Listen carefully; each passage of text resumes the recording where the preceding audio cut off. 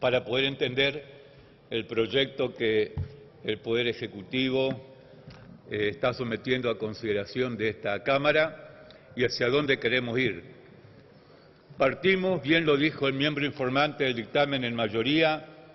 de un sistema regresivo, basado, sesgado en impuestos al consumo, que castigan más al más pobre, al que menos tiene, porque paga el mismo impuesto que el que más tiene.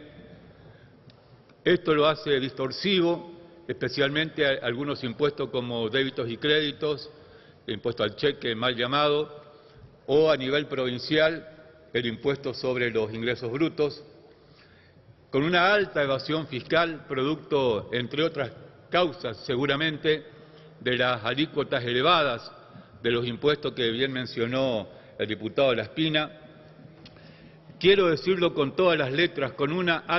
altísima presión tributaria que no se puede medir solamente en valores absolutos de decir tenemos el 30 y pico y otros países deben tener el 30 o el 40, sino que el nivel de presión fiscal lo tenemos que medir, señor presidente, respecto a la calidad de los servicios que brinda el Estado en devolución de los impuestos que percibe. Y tenemos que decir, esto no es un secreto para nadie, que el país que recibimos el 10 de diciembre del 2015, el gobierno de Cambiemos, no tenía servicios de calidad que se están empezando a recuperar. La gente se moría en el transporte público, señor presidente.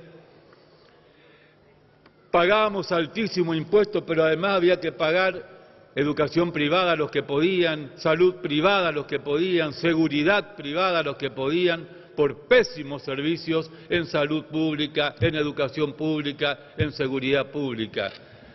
Ni hablar de la defensa nacional, con una altísima informalidad laboral. También lo decía el miembro informante cuando hablaba de los trabajadores no registrados en nuestra economía, que no tienen obra social, que no tienen aportes jubilatorios, que cobran mucho menos que los trabajadores registrados. Un sistema tributario ineficiente y altamente inequitativo. Señor presidente, el último gobierno no solamente que no corrigió ninguna de estas cuestiones, sino que las profundizó para peor. No supieron, no quisieron o no pudieron establecer ninguna reforma tributaria, no se animaron a plantear tal vez ninguna reforma tributaria, o lo decía yo en comisión, estaban seguramente muy conformes con el sistema tributario que tenemos y lo cuidaban y lo alentaban. La última reforma importante que tuvo el sistema tributario fue en el año 99, el mes de diciembre, gobierno de la Alianza, cuando recuerdo a Raúl Baglini siendo miembro informante del dictamen de la mayoría en aquel momento, proponiendo una reforma que fue la última reforma importante que tuvo nuestro sistema. A partir de allí, solamente parches y sobreparches y más parches. Señor presidente, nos vienen a dar clases de política tributaria quienes, si leen los portales de hoy, se van a enterar que nada más ni nada menos que quien fuera el titular de la FIP durante la gestión del kirchnerismo, Ricardo Echegaray, acaba de ser procesado por el juez Ercolini, quien pidió además la detención de Cristóbal López y Fabián de Sousa por haber, en connivencia con el titular de la FIP, estafado al Estado en 8.000 millones de pesos a través de OIL Combustibles para enriquecer funcionarios. Mire la política tributaria del kirchnerismo, enriqueció funcionarios que hoy están pidiendo su detención, algunos están detenidos, y que llevaban la plata a crear casinos en la Florida, por ejemplo, o a crear el grupo Indalo,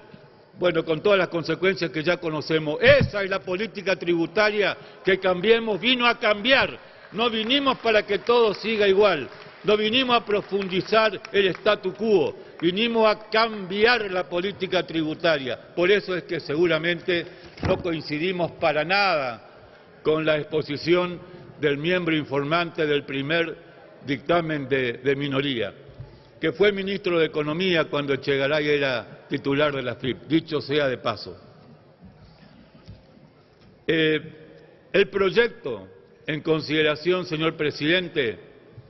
yo quiero analizarlo a la luz de las enseñanzas de un maestro de las finanzas públicas, Horacio Núñez Miñana, que fue titular de la cátedra en la Universidad de La Plata, lamentablemente fallecido muy joven, pero que dejó muchas enseñanzas para todos los estudiantes y los profesionales de las ciencias económicas. Él clasificaba los objetivos extrafiscales de la política fiscal, que no es solamente la mera recaudación, no es solamente recaudar, que por supuesto que es el principal objetivo, pero conlleva otros objetivos extrafiscales que venimos a cumplir con este proyecto. Por ejemplo, fomentar el crecimiento de la economía. Vamos a propender a que el Producto Interno Bruto crezca en forma adicional el 0,5% por año, en forma acumulativa al menos en los próximos 5 años, por efecto de la aplicación de esta reforma tributaria. Fomentamos el crecimiento de la economía y el crecimiento del PIB por la devolución anticipada del IVA, crédito fiscal por inversiones, por el pago a cuenta de ganancias generado por el impuesto a los débitos y créditos bancarios, por los acuerdos a través del consenso fiscal con las provincias para reducir impuestos provinciales regresivos como ingresos brutos, como sellos, con la eliminación de las aduanas interiores que tantos problemas generan en el comercio entre provincias, con la reducción del 35 al 25% del impuesto a las ganancias corporativas no distribuidas, con la modificación de impuestos internos sobre los combustibles, con el revalúo contable e impositivo opcional que se incorpora al proyecto de reforma tributaria, después de un largo reclamo de empresas, de la profesión contable, donde las empresas van a poder en forma voluntaria revaluar sus bienes de uso de manera tal de tener un mayor impacto en la amortización de los bienes de uso, lo cual le va a generar menos pago de impuesto a las ganancias, acercando el valor de los bienes a la realidad económica hoy absolutamente distorsionada. Pero también estamos atacando, al decir de Núñez Miñana, las externalidades negativas con los impuestos internos. Después seguramente en particular podremos hablar del impuesto al tabaco, al alcohol, a las bebidas azucaradas, los impuestos ambientales, a los combustibles. También estamos en el objetivo de estabilidad, darle estabilidad a la economía,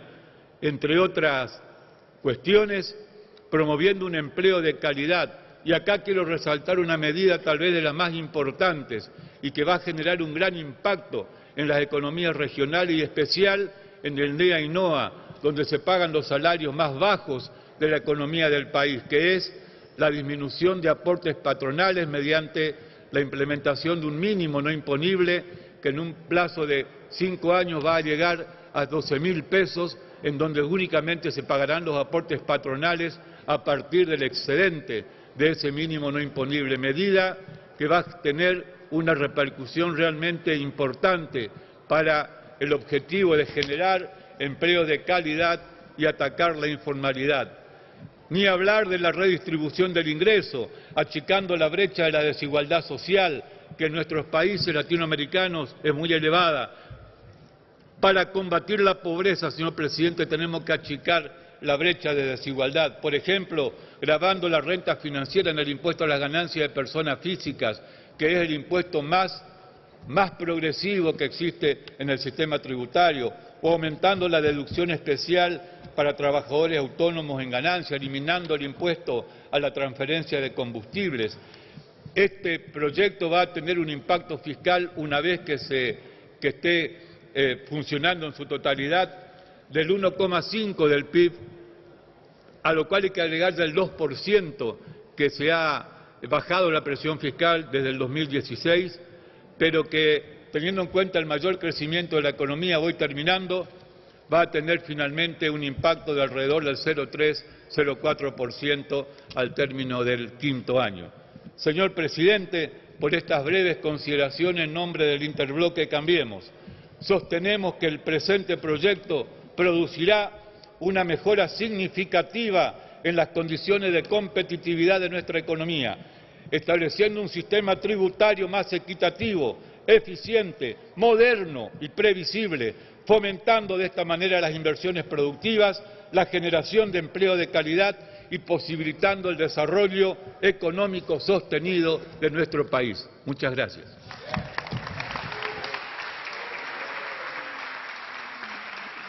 Gracias, señor diputado.